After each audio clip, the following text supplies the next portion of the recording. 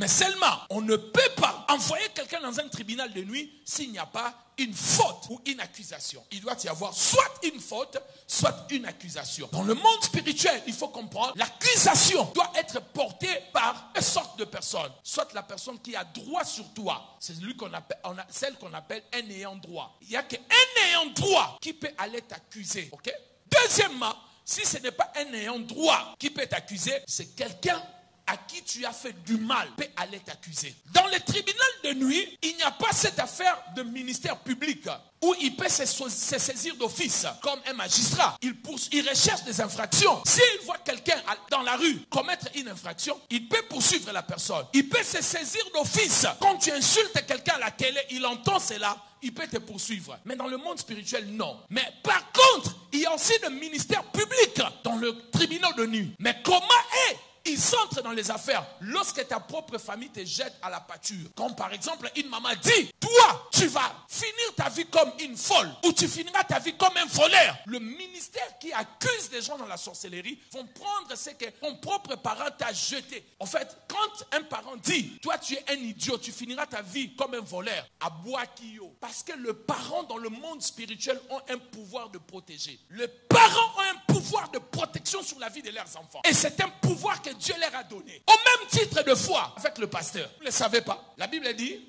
ayez la déférence envers qui? Vos conducteurs. Car qu'est-ce qu'ils font? Ils veillent sur vos âmes. Ephésiens 6, la Bible dit quoi? Enfants, obéissez à vos parents, ainsi vous allez vivre longtemps. Vous voyez? C'est le même titre. Ici, quand vous avez la déférence, le respect envers vos conducteurs, vos pasteurs, ils vont veiller sur vos âmes. Mais si vous obéissez aussi à vos parents, la mort s'éloigne de vous. Comprenez? Donc, les parents ont un pouvoir protecteur sur leurs enfants. Et dès lors, les parents jettent les enfants en pâture en disant non. De toutes les façons, toi, tu vas finir. Ces accusateurs du monde de la nuit vont récupérer seulement ce que tu as dit pour amener au tribunal et rendre cet enfant fou. C'est son propre père. Et les juges du tribunal de nuit va demander, mais qui l'accuse? Non, on a entendu son propre père l'accuser. Sa propre mère l'a condamné. C'est pour cela que nous sommes venus pour que tu exécutes la décision de viol, l'autorité de la chose jugée pour qu'on le rende fou. Ne jouez pas avec les parents.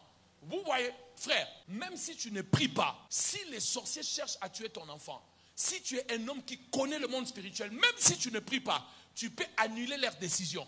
Amen. C'est ton enfant. Dieu t'a donné le pouvoir sur cet enfant. Tu peux refuser et dire je ne connais pas dans cette affaire. Pourquoi quand il y a un problème en Afrique dans des familles on dit retournez dans la famille? Pourquoi la famille doit parler? Et papa des fois quand il arrive il dit moi je n'ai rien fait contre mon enfant, je ne connais pas. Si je suis ton papa, va tu auras des enfants. Et puis la femme tombe enceinte. Il y a qui va le dire au nom de Jésus.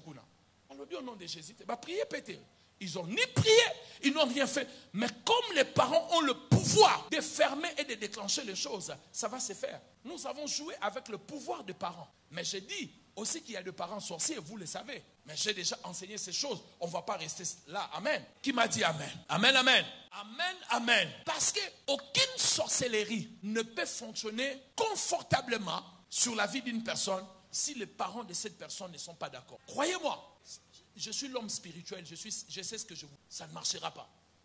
Si les parents dans cette famille-là, même si c'est une sorcellerie de haut niveau, un jour, on habitait dans un quartier avec un musicien. Un monsieur arrive là, le musicien le voit et il sort. Il dit, toi tu dis aux gens que moi je voulais te manger, je voulais te tuer. Est-ce que tu es quelqu'un de ma famille pour que je te tue? Moi j'étais là. Et moi j'ai compris ce qu'il était en train de dire. Que je n'ai pas de pouvoir. Si ta propre famille ne me le cède pas. Si ta propre famille ne dit pas, c'est pour cela, vous allez entendre dans des familles où ton père ou ta mère peut te dire, moi si je voulais qu'on vous tue, on vous a déjà tué. Mais il sait ce qu'il est en train de dire. Vous croyez que c'est de la blague? Quand il dit cela, il dit, moi si je voulais qu'on vous tue, vous ne savez pas ce que je fais pour qu'on ne vous tue pas. Il sait ce qu'il vous dit. Peut-être il a fait d'autres sacrifices pour que vous ne soyez pas tués. Il faut qu'il puisse consentir. Dans les tribunaux de nuit, c'est demain que vous allez bien comprendre. Aujourd'hui, là, vous n'allez pas bien comprendre. Demain, quand je vais bien l'expliquer, là, vous allez me comprendre. Amen. Alors, avant d'arriver là, pour vous montrer comment ça se passe, permettez-moi de vous expliquer une chose par rapport au texte de départ. Dans le texte de départ, nous avons vu comment Aman est venu pour lancer un sort, lancer le pur, lancer l'envoûtement contre un peuple. La Bible dit, il ne voulait pas seulement détruire Mardochée, mais il voulait détruire tout le peuple. Et qu'est-ce qu'il a fait? Il a cherché les envoûtements, le sort, le pur. Et nous avons classé l'envoûtement comme le sorte de quoi? Des décrets maléfiques. Il a utilisé cela. Et la Bible dit qu'il a acheté le sort, le pur, la malédiction. On a commencé à jeter cela devant Mardochée et tout son peuple. Chaque jour, chaque mois, pendant 12 mois. Lorsqu'il a fini, il est parti maintenant voir le roi pour que le roi puisse prendre un décret. Le jour où Dieu vous montrera ce que les gens font contre vous dans la nuit.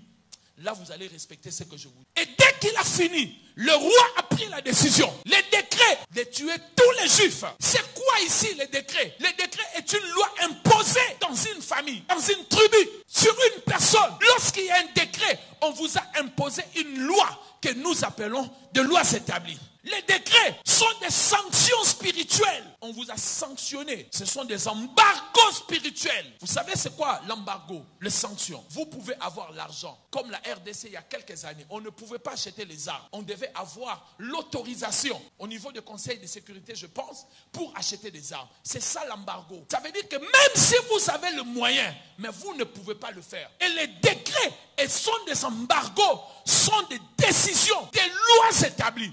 Sur un peuple, sur une famille. Il y a des familles. On vous a mis sous les embargos spirituels. Il y en a beaucoup les embargos. Mais je vous prends 5 ou 6 qui reviennent très souvent. Premièrement, le célibat. Regardez de belles filles dans cette famille. Mariage.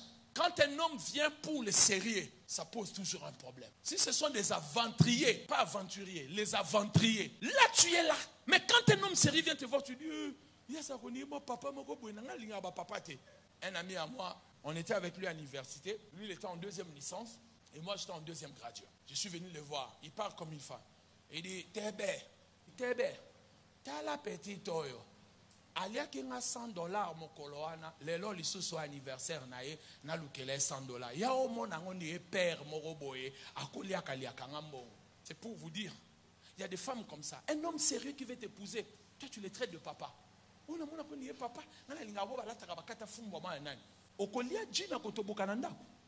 homme sérieux qui veut te mettre là à la maison que tu deviens madame son épouse. Non, tu ne veux pas. C'est votre embargo familial.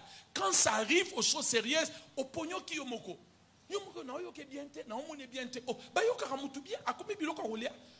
Alléluia.